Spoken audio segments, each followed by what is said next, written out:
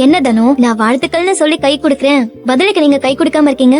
நடக்க போற இந்த கல்யாணத்துல எனக்கு எந்த விருப்பமும் இல்ல. எங்க அப்பாவும் அம்மாவும் வற்புறுத்தி தான் எனக்கு இந்த கல்யாணத்தை பண்ணி வைக்கிறாங்க.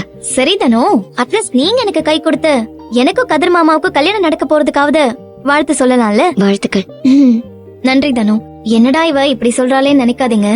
உண்மையிலேயே என் மனசுல இருந்து சொல்ற. ஒரு காலத்துல எனக்கு உங்களை பார்த்தாலே சுத்தமா பிடிக்காது. ஐயோ, ஏன் தினம் இந்த பொண்ணு நம்ம வீட்டுக்கு வரா, ஏதாவது ஒண்ணு நடந்து நீங்க வீட்டுக்கு வர்றது ஸ்டாப் ஆயிடாதான்னு நான் ஏங்காத நாளே இல்ல.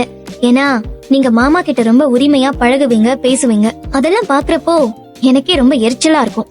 நம்ம சொந்த மாமா அவரு, ஆனா நம்ம கிட்டயே அவர் உரிமையா பேச மாட்டேங்கிறாரு, பழக மாட்டேங்கிறாரு. ஆனா உங்ககிட்ட இவ்ளோ நல்லா பேசுறாரு, பழகுறாருன்னு எனக்கு உண்மையிலேயே ரொம்ப பொறாமையா இருக்கும். அதனாலதான் அத்தைய வச்சு என்ன நடந்தாலும் என் வாழ்க்கையில நீங்க குறுக்க வரக்கூடாதுன்னு நான் உங்ககிட்ட ஒரு சத்தியம் வாங்கினேன். ஆனா ஒரு விஷயம் உங்களை பத்தி நினைக்கிறப்போ எனக்கு ரொம்ப சந்தோஷமா இருக்கு தனு. உலகத்துல எத்தனையோ பேரு ஏதாவது ஒரு விஷயத்துக்கு சத்தியம் பண்ணுவாங்க, ஆனா எல்லாரும் அந்த சத்தியத்தை காப்பாத்துவாங்களான்னு கேட்டா கண்டிப்பா கிடையாது.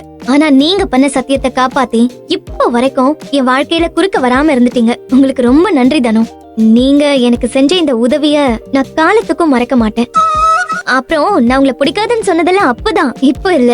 இப்போ உங்களை எனக்கு ரொம்ப பிடிக்கும். எனக்கு செஞ்சு கொடுத்த சத்தியத்தை காப்பாத்தினதுல எனக்கு உங்களை ரொம்ப பிடிக்க ஆரம்பிச்சிருச்சு. Thank you so much. பரவாயில்ல.